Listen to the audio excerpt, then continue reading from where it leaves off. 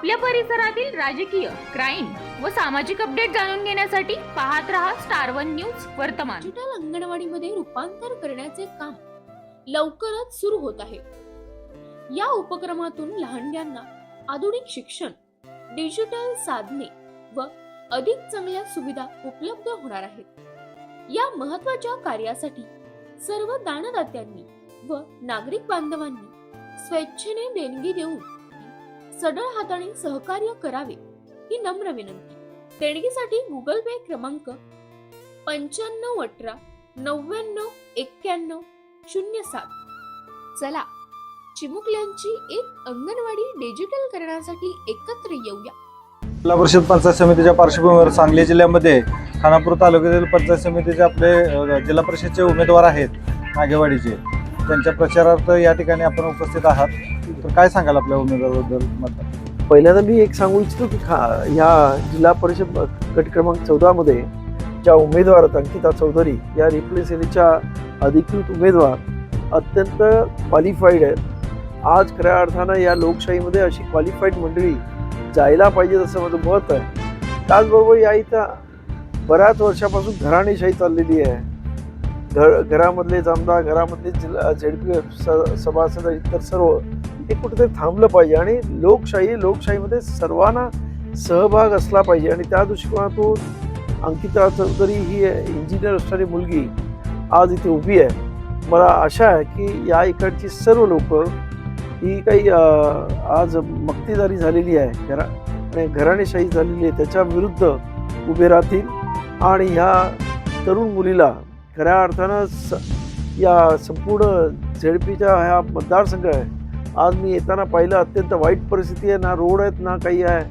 अत्यंत म्हणजे इथे यायला आम्हाला विटावरून इथे यायला 1-1.5 तास लागलेला अशी परिस्थिती आहे। तेव्हा हे सर्व बदलायचं असेल, या विटावासियांचं म्हणजे ह्या इकडच्या असणाऱ्या लोकांचं या जिल्हा परिषदेमधल्या लोकांचं जीवनमान सुधारायचं असेल आणि विकास घडवून आणायचा असेल तर बदल झाला पाहिजे।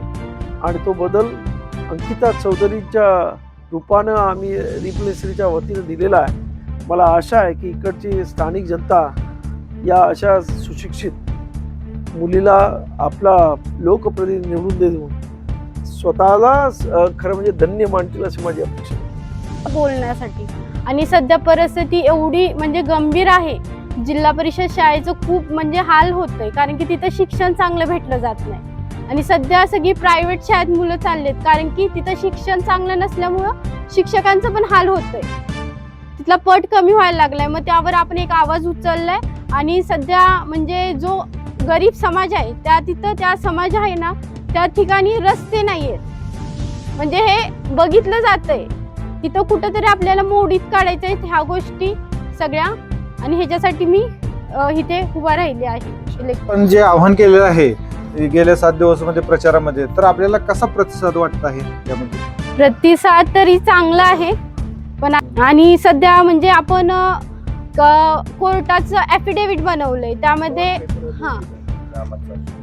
काय कामं करणारे आजपर्यंत कोणीही केलं नाही ते आपण केलं कारण की मी गरीब घराण्यातले, कारण की त्यामध्ये सगळे पॉइंट लिहिले कोणकोणती कामे करणार आहे हे तर मी म्हणे सगळ्यांनी द्यावं तरीच आपल्या गावाचा विकास होईल, त्याच्याबद्दल बोलू शकतो। आपल्यासोबत आता रिपब्लिकन सेनेचे आपले सांगली जिल्हा अध्यक्ष माननीय माने साहेब आहेत।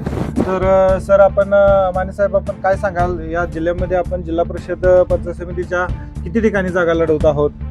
जवळजवळ सांगली जिल्ह्यामध्ये आम्ही जिल्हा परिषदला 6 आणि पंचायत समितीला प्रत्येक पंचायत समितीला असं मिळून टोटल 8 उमेदवार उभा केलेले आहेत।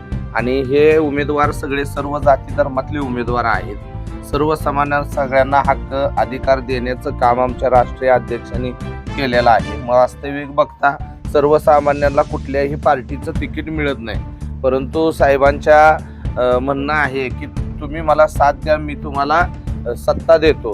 तर सत्तेच्या दिशेनं जाण्याच्या दृष्टिकोनातून आमची वाटचाल चांगली चालू आहे आणि चांगले वेल क्वालिफाईड जी मुलं आहेत त्यांना आम्ही इथं तिकीट दिलेलं आहे, उभं केलेलं आहे। आता आपण उभा केलेल्या 6 जिल्हा परिषद गटापैकी आपले किती उमेदवार निवडून येण्याची स्थिती? आमचे जिल्हा परिषदचे 6च्या 6 उमेदवार निवडून येणार आहेत. सर, आज आपण महाराष्ट्रभर आपल्या पक्षाच्या माध्यमातून फिरत आहात आणि या ठिकाणी आपली जी काही लढाई चालू आहे ती प्रस्थापित धनशक्ती विरुद्ध जनशक्ती म्हणून आपले उमेदवार या ठिकाणी निवडणूक लढवित आहेत. तर याबाबत आपण काय सांगाल सर? माझं असं म्हणणं आहे की या धनशक्ती विरुद्ध आज लोकांमध्ये एक सुप्त राग निर्माण झालेला आहे की मंडळी आपल्याला म्हणजे ॲझ्युम केलं जातं, आम्हाला असं गृहीत धरलं जातं. त्यामुळं कुठेतरी संपूर्ण महाराष्ट्रभर राग आहे की ह्या पैशाच्या जोरावर आमची मतं विकत घेत आहेत आणि हे आम्हाला हवं तसं आपल्या घरातलीच माणसं निवडून देत आहेत.